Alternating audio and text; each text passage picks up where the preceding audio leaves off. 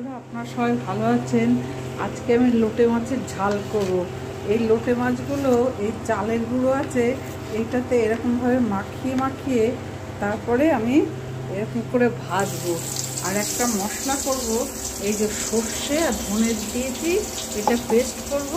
তারপরে আমি টমেটো, আদা, রসুন পেস্ট, কালো জিরে আর মৌরি ফোড়ন দিয়েছি, ফুলকপিগুলো দিয়েছি, ভাজবো না, কাঁচাই দেবো। আর এখানে চিলি ফ্লেক্স, হলুদ, নুন দেওয়া হয়েছে।